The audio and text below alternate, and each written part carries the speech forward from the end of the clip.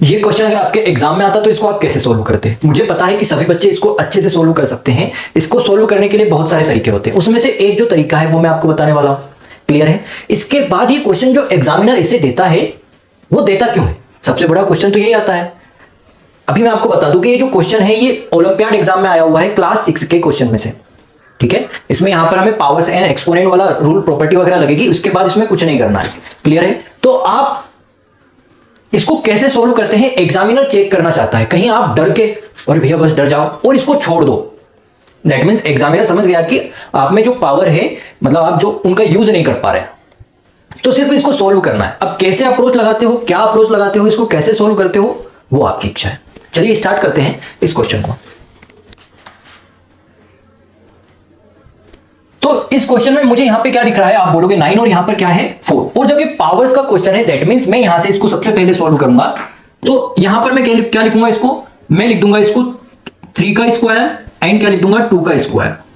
यही होता है 3 का स्क्वायर क्या होगा 9 एंड 2 का स्क्वायर क्या होता है 4। फिर क्या है कि होल पावर 9/4। अब आपको एक प्रॉपर्टी पता होगी क्या, a to the power m divided by b to the power m, that means मैं इसको कैसे लिख सकता हूं a divided by whole power m।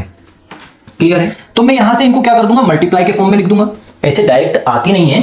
ठीक है, इसमें एक और प्रॉपर्टी लगेगी, कौन सी लगेगी, a to the power m की whole power n, that means a to the power m into m। इसके बाद मैं इसको किस फॉर्म में लिख सकता हूं, तो आप बोलोगे हम इसको लिख सकते हैं 3/2 की होल पावर 2 इंटू 9/4।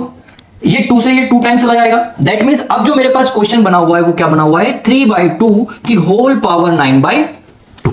अब मैंने यहां पर देखा कि मेरा जो डिनोमिनेटर है काफी छोटा है। ठीक है, तो मैंने सोचा कि क्यों ना इसको मिक्स्ड फ्रैक्शन में बना लिया जाए। तो जैसे ही मैं इसको मिक्स्ड फ्रैक्शन में करने के लिए गया तो मैंने क्या देखा, यहां से एक आपको नई चीज और सीखने को मिलेगी। देखो दिखाता हूं। अभी मैंने ऐसा क्यों बोला, क्योंकि यहां पर मैंने सोचा कि यार इसके आगे स्टेप क्या आएंगी। ठीक है, तो आपको भी एक कदम आगे सोचना है, जैसे लिखा हुआ है इससे एक कदम आगे सोचते हुए दिमाग में चलते हुए रहना चाहिए। यानी कि यहां से क्या आ जाएगा 3/2, दैट मींस 4 1/2। क्या हो जाएगा 4 2 जा 8 और 8 में 1 8 करेंगे तो क्या हो जाएगा 9/2। अब यहां पर अगर आपको नहीं पता है तो ध्यान देना, ये मिक्स्ड फ्रैक्शन सिर्फ डराने के लिए होती है। जैसे लिखा हुआ है 3/2, तो यहां पर कहने का मतलब क्या है, कहने का मतलब है यहां पर क्या लगा हुआ है, साइन क्या है, ऐड करने का। जैसे यहां पर कुछ नहीं है तो क्या आ जाएगा डिनोमिनेटर में 1, एलसीएम लूंगा तो क्या आ जाएगा, आप बोलोगे 2। अच्छा यहां पर मैं गड़बड़ कर दी है, एक सेकेंड, क्या है 3 2/3। तो इन दोनों के बीच में क्या है, कुछ नहीं है, साइन है, तो हमेशा यहां पर दिखता नहीं है पर क्या होता है प्लस। यानी कि क्या हो जाएगा यहां से डिनोमिनेटर में 1, इनका एलसीएम लूंगा तो क्या आ जाएगा 3 3 3 9 प्लस 2। यहां से भी क्या आया 11/3, और यहां से अगर मैं इसको ऐसे लिखता तब भी आप ऐसे ही सोल्व करते 3 3 9 और 9 2 11/3। तो जिनको नहीं पता था आई होप उन लोगों ने समझ गए होंगे कि इनके बीच में जो साइन होता है वो प्लस का होता है। अब आपको एक और चीज पता है कि जो a to the power m into a to the power n, that means a to the power m plus n, इस a की पावर m प्लस n कब हुई, यहां पर जो लिखा हुआ है क्या है, यहां पर 4 + 1/2, दैट मींस यहां पर पावर्स ऐड कब हुई, जब मेरा बेस क्या था सेम।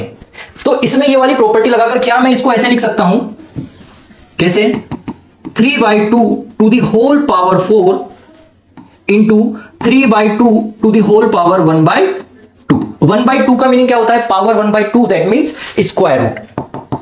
अभी मैंने यहां पर ये प्रॉपर्टी बताई थी अभी, तो यहां से क्या आ जाएगा 3 की power 4 that means 81 divided by 2 की पावर 4 दैट मींस 16। क्लियर है? यहां से क्या आ गया मेरे पास √3, स्क्वायर रूट के अंदर 3 और स्क्वायर रूट के अंदर क्या आ जाएगा 2। डिनोमिनेटर में कभी भी मेरे पास जो वैल्यू होती है वो स्क्वायर रूट के फॉर्म में नहीं होनी चाहिए। तो मैं क्या करूंगा यहां पर, मैं यहां पर मल्टीप्लाई कर दूंगा √2 और √2 का, जिससे ये क्या बन जाएगा, इनका मल्टीप्लाई करूंगा तो 2 और यहां पर क्या आ जाएगा मेरे पास, तो आप लोग बोलोगे यहां से आ जाएगा 81 डिवाइडेड बाय ये क्या हो जाएगा 2 और 16 2 कितना हो जाएगा 32 और ऊपर क्या बच जाएगा √6। और यही क्या है मेरा इस क्वेश्चन का आंसर।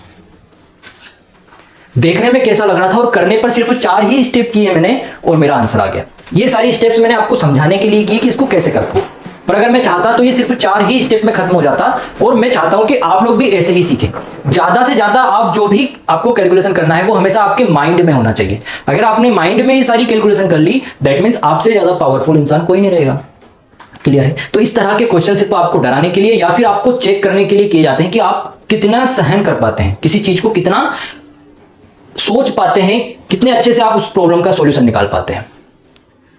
और अगर आपको मैथ्स में अच्छा होना है, ठीक है ना, अगर आप अपने मैथ्स को अच्छा करना चाहते हैं तो आपको इस तरह के प्रॉब्लम से जूझना पड़ेगा, समझना पड़ेगा, इनको सोल्व करना पड़ेगा ताकि आपका मैथ्स अच्छा हो जाए। ऐसा क्यों बोल रहा हूं? क्योंकि बिना किसी प्रॉब्लम में आप अंदर जाए हुए उसका सॉल्यूशन कभी नहीं निकाल सकते। तो आपको प्रॉब्लम में जंप करना पड़ेगा। और आपने जो सपना देखा है ना, सपना आपका सपना है और उसकी कीमत आपको चुकानी पड़ेगी। कीमत चुकाने से मतलब अभी आपको मोबाइल देखना अच्छा लग रहा है, रील देखना अच्छा लग रहा है, तो ये सब आपको कीमत देनी पड़ेगी। सपना आपका है, कीमत भी आप चुकाओ। रील देखना छोड़ दो, सोना कम कर दो। अगर आप अपने सपने के ऊपर ज्यादा से ज्यादा काम करेंगे, दैट मीन्स एक दिन आप सक्सेसफुल हो ही जाएंगे। आपने सुना होगा कि बूंद बूंद से सागर भरता है। इसी तरह आपका जो नॉलेज है, ये दिमाग है, ये अचानक से अपार ज्ञान की प्राप्ति नहीं होगी। ए बाबा दे दे मेरे दिमाग में दे दे, नहीं ना। तो ये ना धीरे धीरे आपके प्रैक्टिस करने से आएगी। तो अगर आपको एक मजबूत इंसान बनना है, एक सक्सेसफुल इंसान बनना है, तो आपको जो बुरी आदतें हैं उनको छोड़ना पड़ेगा। आई होप आप लोग मेरी बातों को समझ पा रहे होंगे। मैं सिर्फ ये कहना चाहता हूं कि इस तरह के प्रॉब्लम जब भी आप देखें, आप उनको सोल्व करें ताकि आप सीखें, आपकी कैलकुलेशन अच्छी हो, आपकी थिंकिंग पावर्स बढ़ेगी, है ना। ये से क्वेश्चन आपको सिर्फ सोचना सिखाते हैं। चलिए मिलते हैं नेक्स्ट वीडियो में, तब तक के लिए बाय बाय।